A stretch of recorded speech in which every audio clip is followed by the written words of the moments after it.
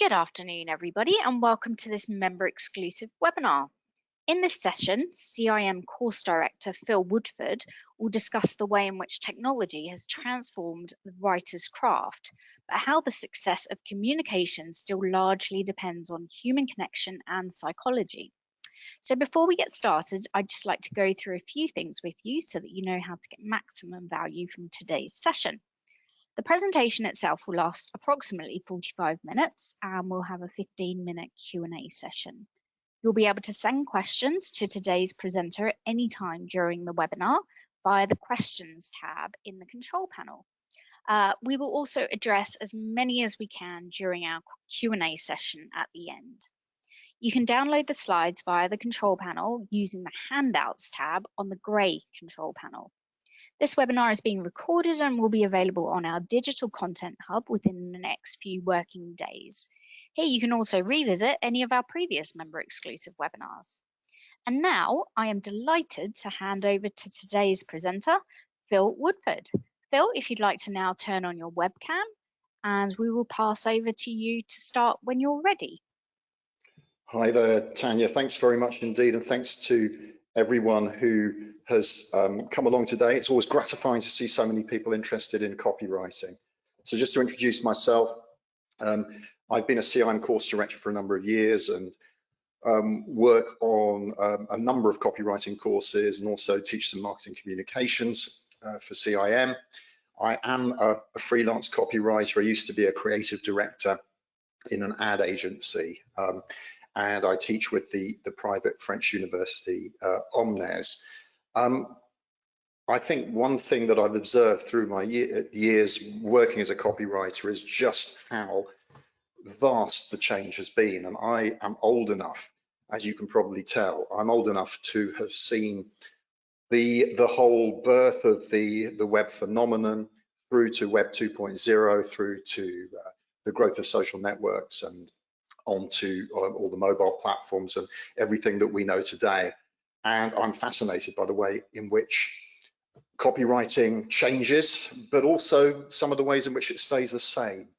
And that's really the theme of today's webinar, that balance between moving with technology and retaining that fundamental connection with our audience. Historically, copy was very much seen as an art form. And I think a lot of this has to do with our perceptions of things like the advertising industry, for instance. So the first use of the term copy in the way we're talking about it today would have been back at the beginning of the last century. And originally, it was the words that journalists filed to go into stories in newspapers and magazines. And then it extended to mean any words that were printed in newspapers and magazines, including the ads. And so at that stage, the idea of copy in the way we're considering today was born. And then from then on in the pre-digital age, it meant any words that were designed to sell. We reached the digital era and we need copy for websites, we need copy for email, copy for social. But it was seen as a fundamentally as a human craft skill. Maybe some people would say, you know, you either got it or you haven't. I've never subscribed to that point of view. I mean, the reason I run copywriting training courses for CIM is I believe that everyone can write decent copy and also that everyone can improve the way they write copy. Obviously, some people will have more of a natural flair for it than others. And maybe those people will gravitate towards writing copy, say in agency environments or working freelance, but everyone can do it. Historically, a lot of copywriting used to be a pretty straightforward sales pitch. It's only when you get into the 1960s that perhaps people start to think a little bit more laterally about copywriting, the way in which humor, for instance, could be used to connect with people, or maybe the way in which we could intrigue, tease people to receive our messages or make them think about something as a way of engaging them. Some of you may know David Ogilvy, who founded the advertising network Ogilvy and Mather, which became Ogilvy as it is today. He was famously opposed to the use of humor in advertising His contention was that actually, you were doing a serious job. You were selling a product or a service for your client. Why would you make light of it? And it wasn't until the 60s where agencies in New York, like Doyle Dane Bernbach, DDB, and Collett Dickinson Pierce, CDP in London, started to experiment with the use of humor that became more commonplace. But if you want to see kind of traditional craft skill and human craft skill in copywriting, it's still very much around us. There's a campaign at the moment for a business called Vinteria in London, and here you see some non-digital posters, but the principles here could apply just as well to a digital poster. You see here the interaction between the words and the imagery. Vinteria is a brand that, as the name suggests, allows you to kind of furnish your home with vintage items, and there's the idea that you're adding some classic style to your home, but there's also the ecological angle on it, and the fact that you're kind of upcycling and recycling and so on. They've also hit upon the idea, as you can see on the right-hand side of this screen here, that there's no flat pack involved. There's it's not like going to IKEA where you have to assemble it yourself. No Swedish meatballs, no instructions, no divorce. And notice how the words and the images complement one another. One doesn't mean much without the other, in the same way that when you look at memes online, one thing you'll notice is that the words often don't mean anything without the pictures, and the pictures usually don't mean anything without the words. It's when the two things come together that you get the meaning. There's another one of these Vinteria ads where the headline says, the only screwdriver you'll need is 1 part vodka, 2 parts orange juice. That kind of sums up perhaps people's perceptions of copywriting in the past, that it was playful, inventive, perhaps something that not everyone could do, maybe requires a little bit of creative inspiration and flair. But as the 20th century rolled on, we did become more used to the idea of testing. And testing things predates the digital era. So for instance, traditionally direct mail would have been subject to A/B split testing. When I first started my career, I actually worked for a big American direct marketing business. And I was writing a lot of direct mail as well as direct response ads. And the testing was enormous. A/B split testing in print magazines with advertising, A/B split testing with the direct mail. You just had to wait a very long time to know the results. You might be used to a world in which A/B split tests are instant, but back in the olden days, they weren't. And you'd have to wait sometimes weeks to know whether a direct mail campaign had succeeded or not. I also got to understand the importance of testing as a general principle and what you could learn from it. It is actually quite hard. Those of you involved with testing in the digital environment today, you probably realize it's quite hard to produce test results that are statistically significant. You're looking for those moments, those little nuggets where something comes good and you get an insight or a revelation that actually allows you to make a real difference. A lot of tests don't return those kinds of results, but you need to plow through them in order to find the ones that do. So the A/B split testing in the digital era, it went to email, of course, and email, the easiest thing to A/B split test is the subject lines, because you don't change the body of the email. And this is done endlessly by a lot of organizations. And I'm sure many of you are involved in that kind of process. You could do it in packages like MailChimp and other proprietary programs. You can also, of course, test in the body of an email, except then it's becoming more complicated. And so unless you've got good statistical backup, normally you're just testing one variable at a time. Otherwise, you don't know what's made the difference, in the same way as if I go to a doctor and get antibiotics, but I'm also taking herbal medicine and having acupuncture, I wouldn't know what had made me better. So if you are testing in the body of an email, you could change the copy, you could change the offer you make, you could change the call to action, you could change the imagery, but you're probably only going to test one of those things at a time. You can test user experience online. One of us goes to a website and has a particular experience. Another one of us goes to the same website and has a different experience. Which one of us stays longer? Which one of us engages more? Who spends more? You can test that kind of stuff. And of course, pay-per-click advertising. So you can think about a world like Google Ads, which has been a huge mainstay of the Google revenue model since the company's inception. Those little tiny ads that we see all the time, which don't seem hugely creative, but are hugely important to the advertising economy. You can test one form of words against another. So testing was perhaps the way in which the world brought together the art and the science of copywriting for the first time. And I wanted to make the point that that actually predates the digital age, but then has expanded within the digital era. But today we can measure pretty much anything we like. I'm sure many of you here are much more expert than me in areas of data management, measurement, and metrics. My background is in the creative side of marketing communications, so I always defer to people who spend their time just crunching data. I have a lot of respect for people with those skills because they're so critical. We can look at click-through rates.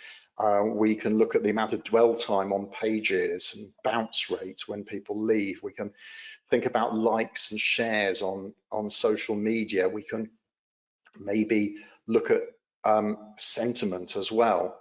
And there's so many things that we can potentially test. Sentiment's an interesting one because it's maybe a richer metric.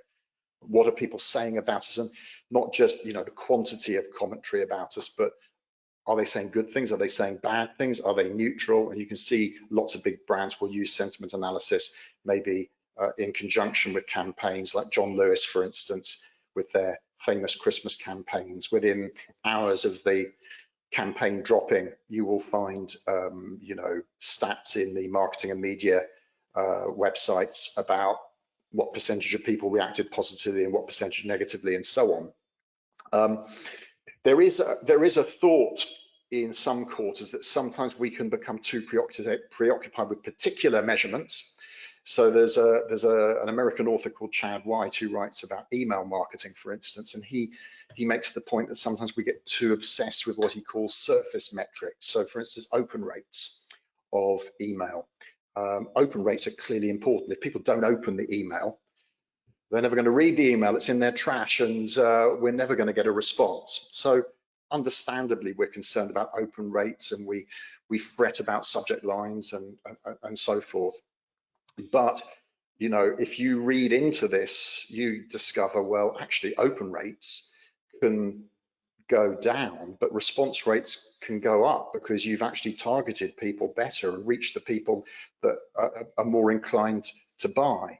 And also, of course, it might be that email is just one touch point. And can I be sure that my email hasn't had some kind of influence on a bigger picture when people are being maybe given messages in other environments like social media, through advertising, through events, and all kinds of other areas. So very difficult sometimes to connect an individual communication back to an end result, particularly in business to business where sales cycles are very long and you're cultivating relationships with particular clients, perhaps over a period of months or years.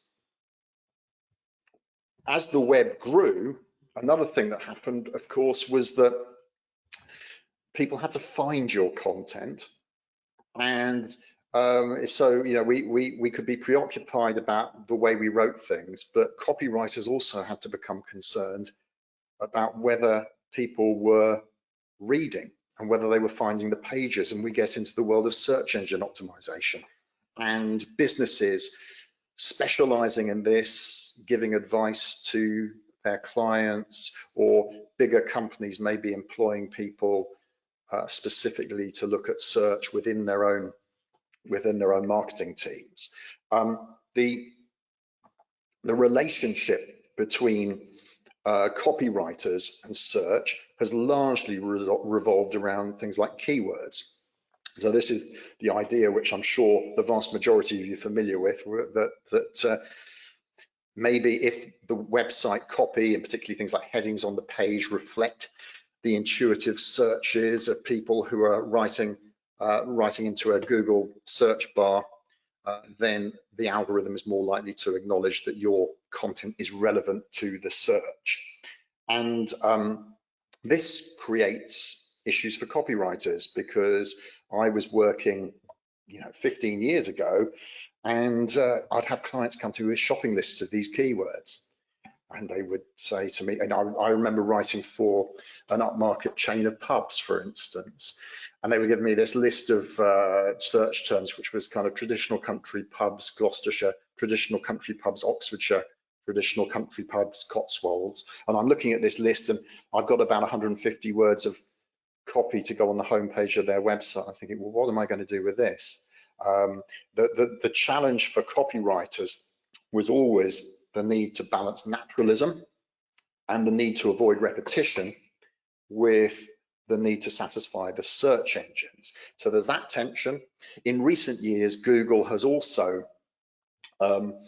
tended to value more substantial pieces of content, which can sometimes lead copywriters to write more than they would otherwise write.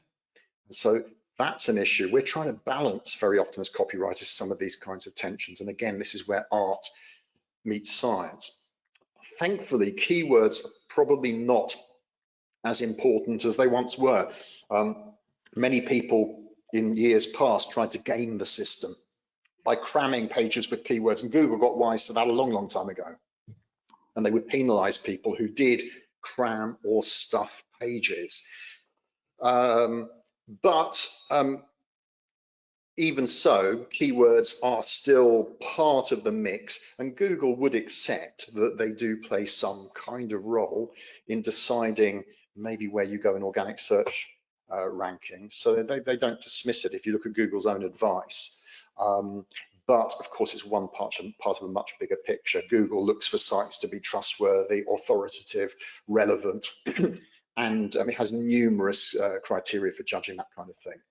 And so you would be looking, for instance, at dwell time on pages, how long people spend on the site as a whole. You'd be looking at backlinks into the site, looking at how often site gets refreshed and so on. And so I'm scratching the surface there. There are a whole load of different ways in which Google will measure this kind of thing. Keywords just one part of it, but I still get asked to include keywords in pieces of copy, and I have to juggle it. As a writer, we're still under pressure, even in 2024, to optimize our copy by the use of these keywords. And so this is kind of technology influencing the way in which I might write copy. And I have to try and resolve that tension. I'm going to come full circle at the end of the webinar and talk about the way in which AI might change the nature of search, which is something I guess a number of you may have read about or heard about. I just want to highlight maybe the impact on the copywriting specifically. Sometimes, of course, writers can be asked to create entire pieces of content online, largely driven by the need for search engine optimization. And the idea would be, if we drive people to our site, and we can engage them, we can entertain them, we can inform them, we can be useful to them. Maybe they're going to stick around. Maybe we're going to cultivate a relationship with them. Perhaps they'll give us some of their data. They'll download something. Maybe they'll buy something. Okay, so copywriters have been seen in the sort of generation that's just gone as people who can help drive traffic to your site. Some people might style themselves, for instance, as SEO copywriters.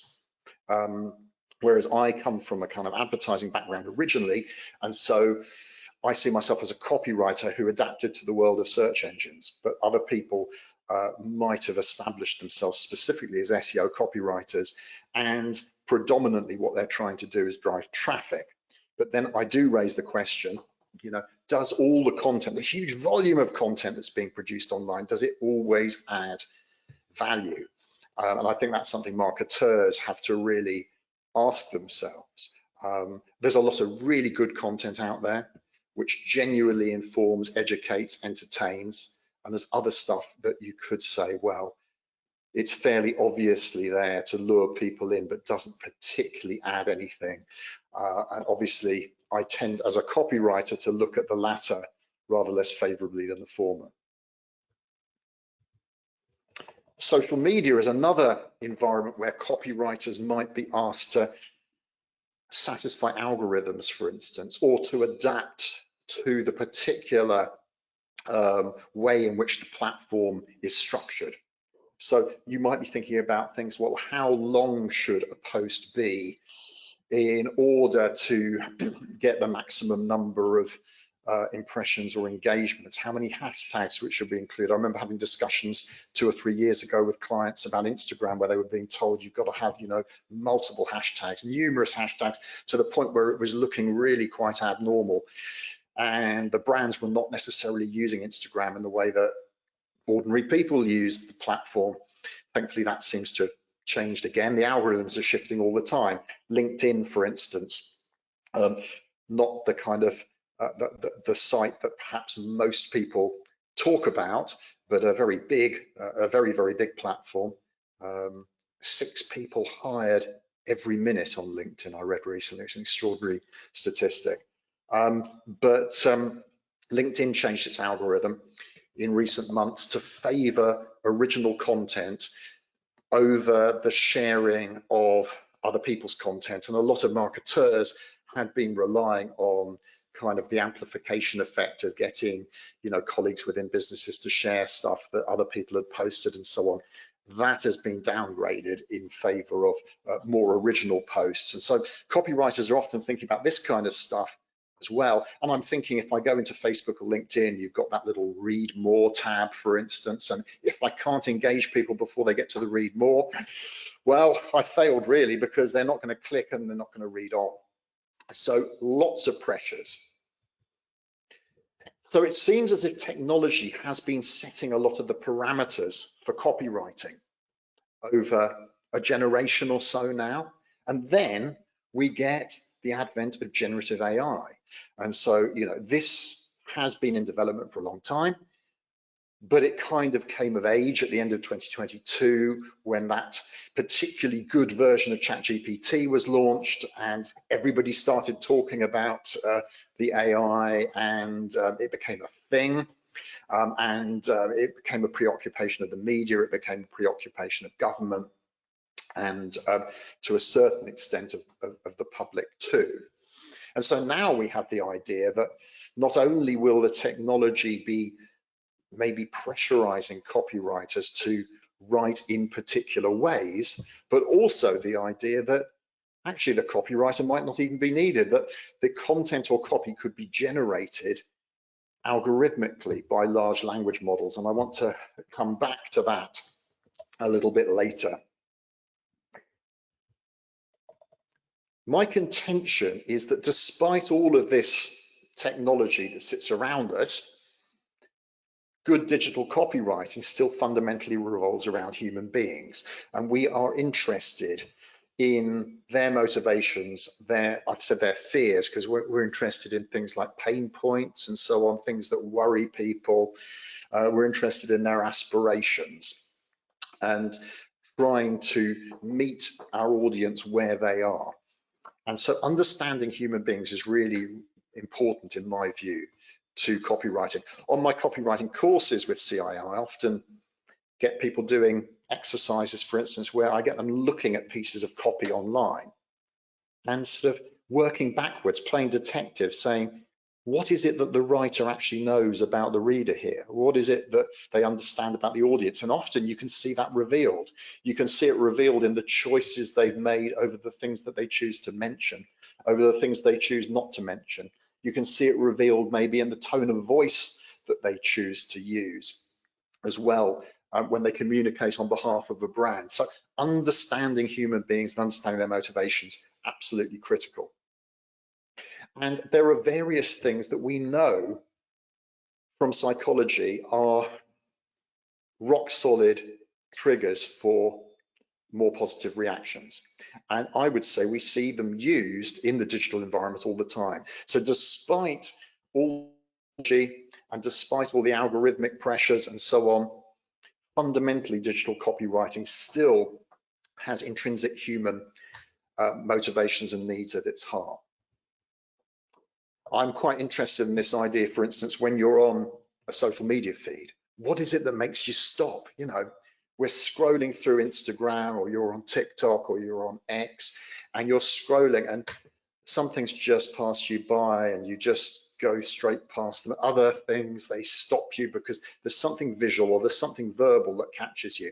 Now, obviously, the algorithms are playing a big part in this. They are curating content for us based on our interests and interactions. And this can be very helpful at times, but there has a sinister side to it too, because we all tend to end up living in our own little bubbles, which has implications for society as a whole and for the political world and all kinds of things that go beyond the world of marketing.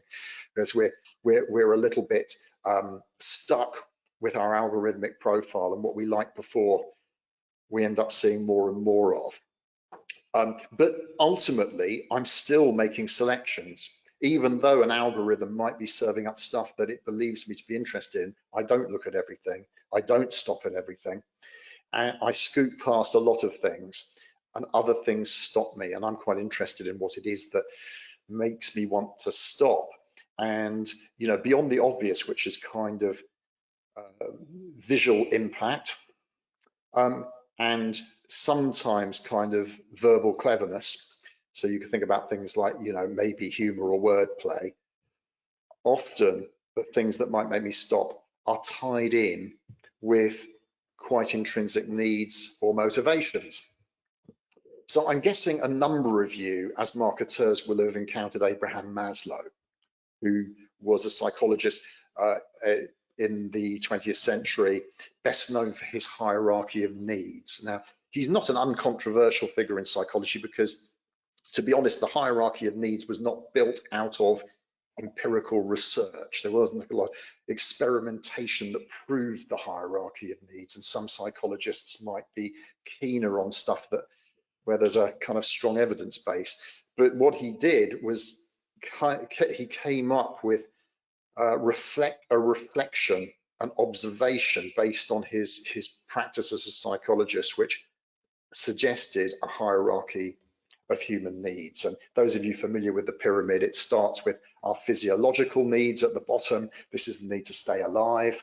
And the next level up is safety. And this means we need some security in our life, some predictability. We've got a roof over our heads, maybe, and some food to eat and so on.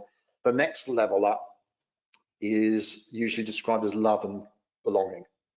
And beyond that, you have esteem, where it's you're rising above the group. So we have an intrinsic need to be part of something bigger. That's the love and belonging thing. We want to, you know, you can think about sex and relationships and family and community. Anything that connects us with other people is important to us as humans. We are social animals. And then once we feel that we are part of a group and we belong, we often want to rise above it, which is esteem. The final, the pinnacle of Maslow's pyramid, you may remember, is self-actualization, which is a rather off-putting piece of jargon, but basically it's often described as the kind of the best version of you, or the idea that you're a unique individual. You become something kind of completely unique. I would say that Maslow, you know, consciously or unconsciously, does influence the way in which we approach marketing communications, the way we write to people. Here, for instance, let's look, you know, a very literal way in which we cultivate belonging. Club Pret, if I become a member of this club, even the name itself, the way it's been named, suggests I'm part of something a little bit exclusive.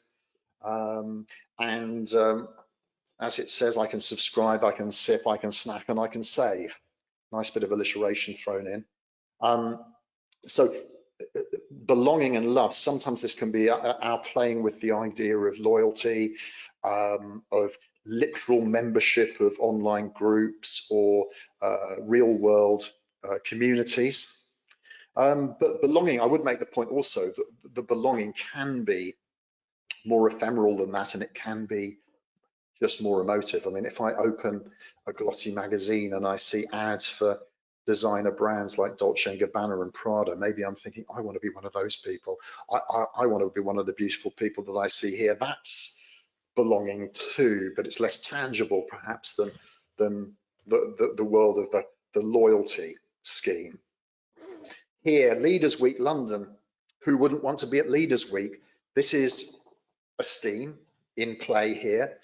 Executives from across global sport getting together later this year in October. And so very often we might make a direct appeal to people on the basis of flattery. We tell them that they are part of a unique elite group, and that's usually quite an effective tool in the copywriter's toolkit to go for those messages of esteem. You can think about classic advertising campaigns. For instance, The Economist had a long-running campaign in which it told its readers, it told people that its readers were brainier and more successful than everybody else. A very overt appeal to esteem. And I think probably many of you on the webinar signed up today will recognize perhaps how you use these devices, belonging and esteem in your own communications, and that copywriters might well play with those ideas.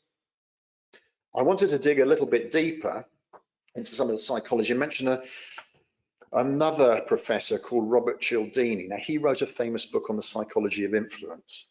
This is actually quite an old book, but it was updated during the pandemic. He's still writing and still thinking about this because it's a very seminal book. And he talks about a number of different levers in this book that are critical to gaining influence and persuading people to do things. And obviously, fundamentally, marketeurs are in the business of persuasion. We want people to act in particular ways. We might want them to buy, we might want them to change their behaviors, or a whole range of different things. But normally there's an element of persuasion involved in our communications. And so he talked of the levers that might be used. I'm not able to cover them all on this webinar, but I just wanted to touch on some of them.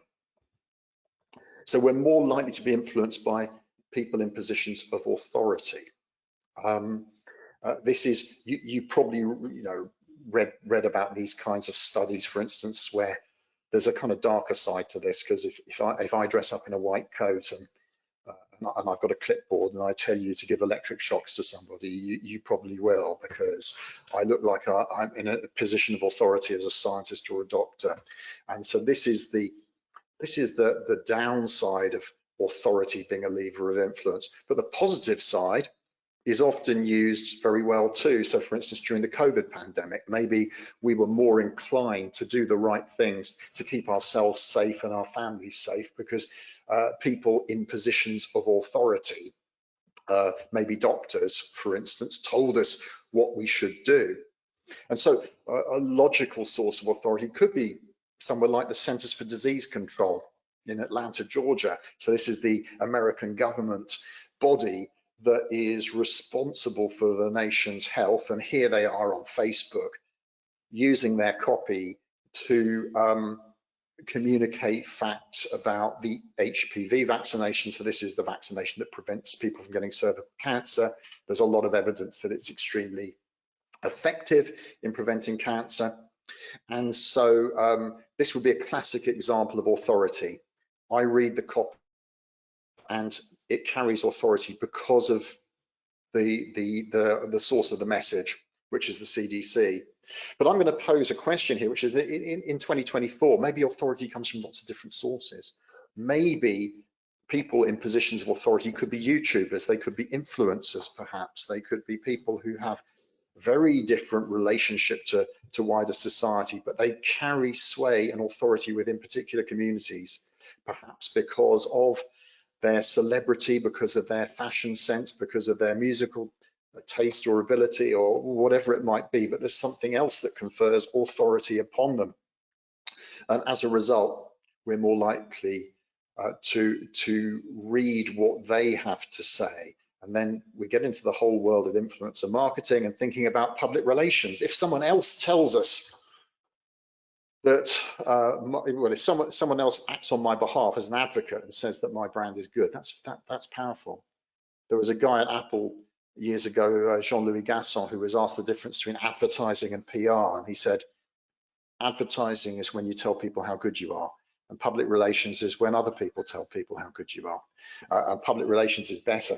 So the idea that a third party is endorsing and maybe writing on your behalf or speaking on your behalf is powerful. We're more inclined to buy from people that we like. And so in classic, terms, salespeople who are likable might actually be more successful than ones that are not. They just happen to build a better rapport with customers, whether it's face-to-face, over a phone, over a Teams call, and they're able to kind of put people at their ease. So good salespeople know the importance of likability. Where does that translate into copywriting? I think actually probably into the world of personality and tone of voice. So we could think, for instance, about brands adopting particular tones to give themselves a certain likable quality. And here I'm thinking about someone like Compare the Market, perhaps, where over a generation we've become acquainted with these Russian meerkats who speak English rather peculiarly, as if they've learnt it as a second language, making the kinds of mistakes in English we imagine a Russian meerkat might make if they spoke English. This is very weird and idiosyncratic, but maybe it's given us a fondness for the meerkats. Certainly, they tried to abandon the meerkats at one point, but they had to bring them back because as ambassadors for the brand, they carried so much clout and people felt kindly towards them. They're cute, they're cuddly, they become our friends. We're more likely to do things if we know that other people are doing them. So this is what psychologists refer to as social proof. And this is very, very well tested.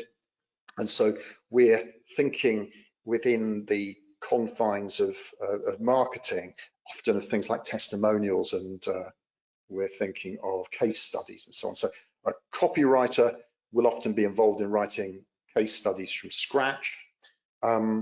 Testimonials, ideally, they're the authentic words of customers, although it's true to say that sometimes copywriters might play a role in crafting them. Here are some real testimonials from real people for the brand First Round. I talk about this business on some of my courses because they're an American venture capital company. It's business to business, but actually there's quite a lot of interesting stuff on their website, which is quite unlike traditional B2B. And so it's an interesting talking point on courses. This is a page they have called Love. And the love page is all the love shown to them by the founders and entrepreneurs that they have funded. And so testimonials provide social proof, and that hasn't changed in the digital world. We could see these devices being used 100 years ago and still being used in digital copywriting right now. We're strongly motivated by products and services being in limited supply. So one of Cialdini's principles is scarcity. Okay, scarcity is a very strong psychological motivator. Why did we go and buy toilet paper during the pandemic? Because everybody else was buying toilet paper. And if we didn't get down to Sainsbury's, there was going to be no toilet paper left. This is an incredibly strong motivator. And it doesn't matter whether you know what people are doing, it still works. So here's a charity for families with disabled children called Contact. Join our London Marathon team, only 2 places left. And a device again that we've seen used since time immemorial and is used constantly in digital marketing. There's only 2 seats left on the plane, there's only 2 rooms left in the hotel. It applies a psychological pressure that I find very hard to ignore.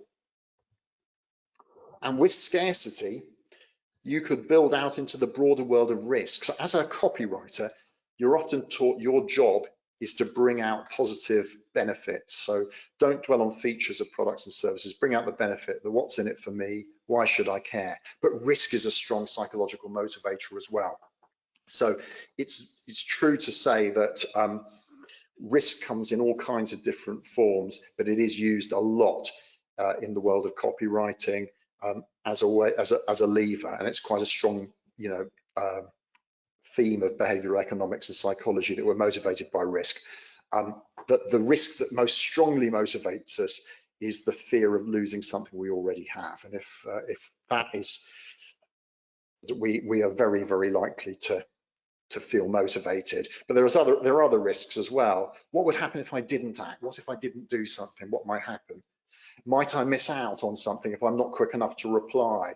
So here's Cisco, the big technology business. They're describing a cyber attack and telling me through video and copy on the website what will happen if I allow a cyber attack to take place. It talks about how easy it is for it to happen, what the consequences might be. And this is a structure in copywriting that's sometimes referred to as problem, agitate, solution. I identify the problem, which is something people intrinsically feel that they might be worried about. I agitate in the sense that I tell people what will happen if they leave this problem unaddressed and what the consequences might be, at which point I switch to the solution, which in this case would be Cisco's excellent security products. And you can think about contrived risk. And so when I talk about contrived risk, what I mean is often things like time limitation. So here IKEA are telling me, look, this is my last chance. Hurry, it's your last chance. We're making room for exciting new products. So we have to say goodbye to some of our old favorites. So these products are going to go. I've got to get in there. So this is FOMO, fear of missing out. And you maybe employ this tactic as well when you are trying to sign people up, dare I say, to a webinar. I'm sure CIM wouldn't do this, but they wouldn't have played this trick on you, but told you had to sign up by a certain time. I think we're more generous than that at CIM, but you could imagine using time limitation as a way of motivating people. Why do these tactics work on social media and in the web? On the web, because I think they tap into something that's intrinsically human and authentic. I am someone who wants to belong. I want to be respected. I trust some people more than others. I like some people more than others. I want to avoid risk. These are all very human. These are all very human qualities. Good copy in the digital environment, notwithstanding all the technical pressures, good copy puts some of these ideas often to the fore as psychological motivators. So coming back to the idea of AI, can a machine actually produce copy that's as good as a human or as plausible as something a human would write? Well, I think probably yes. I mean, I said to ChatGPT, I went for 3.5, not 4, I'm a cheapskate, okay, but ChatGPT 3.5, I said, I'm doing this webinar, and it's called Web and Digital Copywriting, Human versus Machine. Can you write me some promotional copy for it? And it did a pretty good job. Are you ready to unravel the captivating world of copywriting in the digital age? I mean, it doesn't sound implausible, does it? And it came up with, just from this very basic prompt, it immediately produced this stuff. So reads pretty well. It's not actually my webinar though, okay?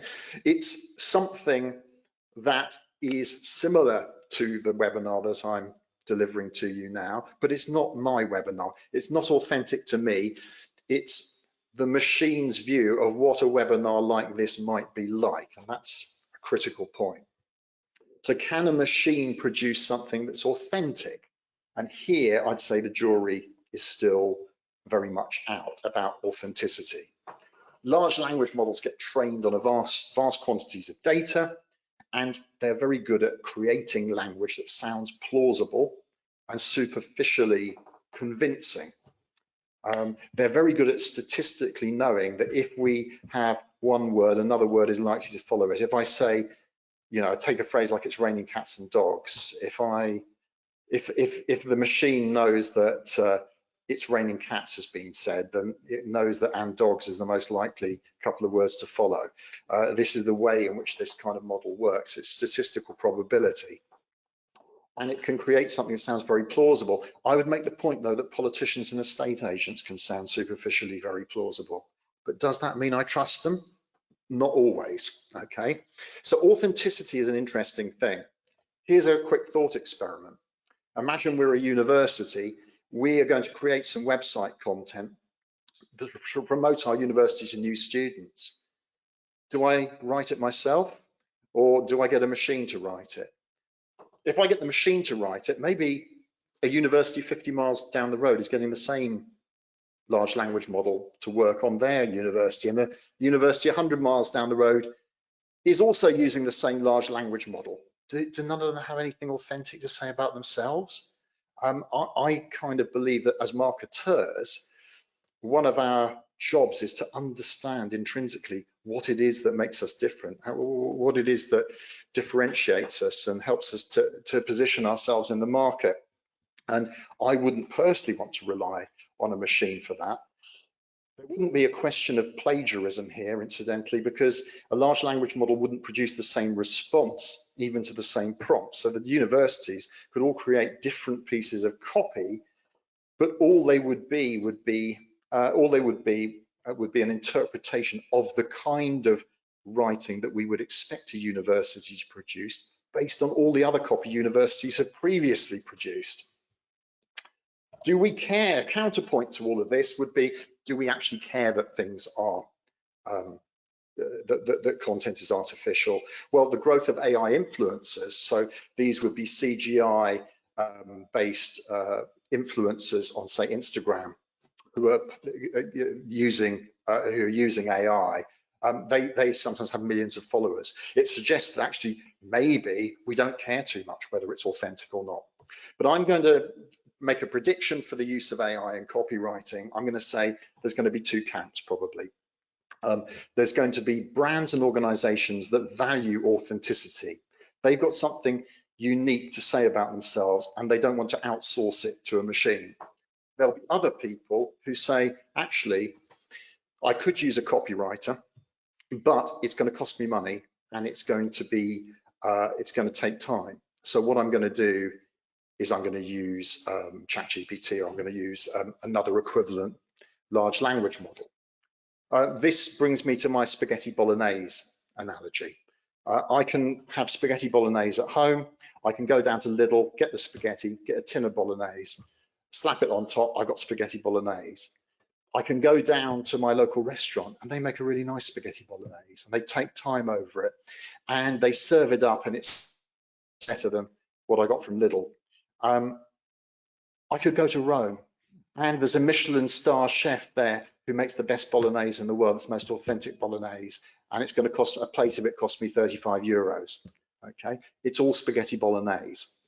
But I think that there could be a reason why I might choose my Lidl bolognese. It's because I can walk 5 minutes down the road to Lidl and I can have my meal now and I don't have to pay 35 euros and I don't have to fly to Rome.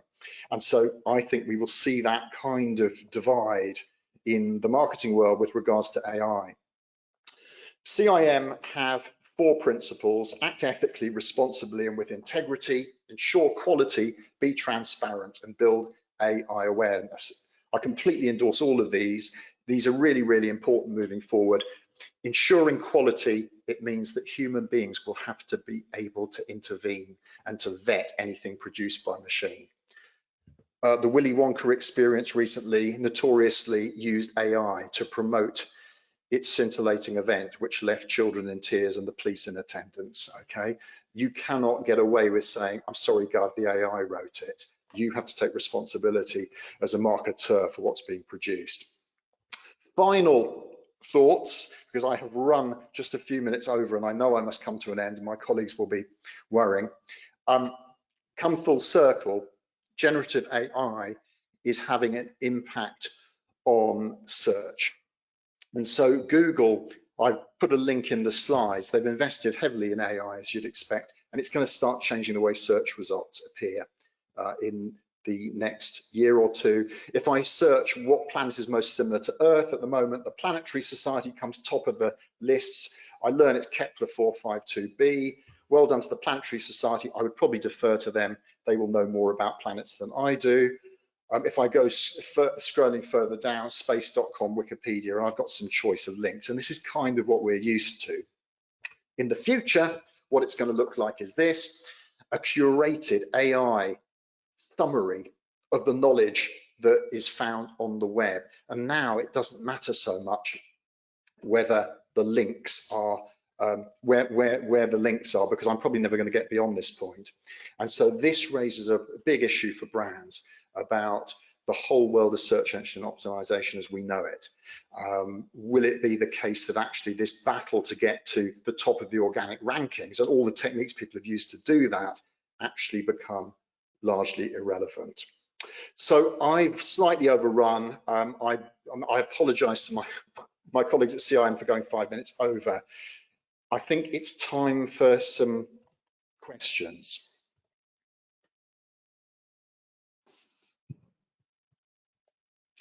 Thank you, Phil, for all those really fantastic insights. It is indeed now time for our Q&A session.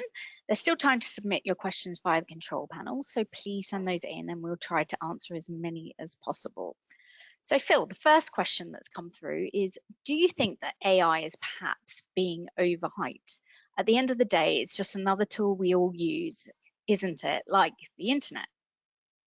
Yeah, I mean, I can relate to that argument. We got to get used to different types of technology. And I remember discussions in the early days of the web, where I mean, really did have these discussions in advertising agencies in London, which was kind of this internet thing. Is it going to catch on? Is it actually a thing? I mean, I have to admit, I haven't been great in terms of crystal ball predictions over the years, but I was on the right side of history with that one. I did realize the internet was here to stay. I think one of the things that's different about AI from, say, the web is that the web grew steadily but slowly over a period of about 25 years, and all the technologies we've come to know have developed over 25 to 30 years. The reason for that is they actually involved a lot of physical infrastructure. So in the olden days, you would have a modem connection to the web, and it wasn't until we had broadband, for instance, in the early part of the 21st century that new stuff became possible. And we then had the birth of the social networks, and we needed the infrastructure to be carrying those social networks around in our pockets. And that's the advent of smartphones and all the physical technology that went with that and so on. And so AI builds on all the physical infrastructure that's already in existence. And so I would say one fundamental difference with AI is that it is going to move much faster than anything that we've experienced so far in terms of technology. And this is why CIM has been so wise to get ahead of the game and to try and set out some ethical boundaries for marketers working with AI. Fantastic, thanks, Phil. So another question that's come in is, should we really be using Chat GPT to assist with our copywriting, and will it not make us lazy and less creative? Yeah, I mean, I think sometimes people are a little bit embarrassed about the fact they're using ChatGPT. I mean, I meet people who kind of reveal perhaps that they have used it. They sound a little bit guilty about it, a little bit sheepish about it, perhaps, because they might feel, well, it's cheating somehow or other. And then we come back to that issue. Well, is it cheating? To, you know, maybe when the web first came along, people saw it as cheating to look something up on the web, and now kids in school would be encouraged to use the web to further their studies. I don't think anyone should have any kind of huge moral qualms about making use of a technology that's there. But where we do have a responsibility as marketers is to ensure that what's produced is appropriate and of a high quality. I also do think, coming back to my point about authenticity, that nothing that ChatGPT produces is authentic to you. I mean, you can go and prompt it and re-prompt it, and you can get it closer and closer and closer, perhaps to what it is that you want to say about yourself. And of course, that whole process of prompting has been seen already as a bit of an art in its own right. You can keep the prompt going until such time as something emerges that you think is closer to what you want, and then maybe you can edit it yourself. But ultimately, once you've gone through that process, if you're a reasonably competent copywriter, you probably could have had a go at writing something yourself in the same time frame, particularly if we're talking about shorter form communications like emails, social posts, advertising, and so on. I think where people kind of will be more tempted to use it is in longer form pieces of content, which are more laborious for human beings to write. And we might be grateful for something that's produced instantly. But then you've got to be wary of stuff like hallucination as well, because actually large language models have a habit of making stuff up, like they did with Willy Wonka, because Willy Wonka wasn't quite what it was cut out to be. So you've got to be a little bit careful, and I would say treat it with great caution. I think we're entering a hybrid world now where there will be use of AI, but humans will still be important. Brilliant, thanks, Phil. So another question that's come in is, I am dyslexic with autistic traits, and as such, I have struggled to write copy. I do use spell checkers, which help, but they don't pick up on similar words.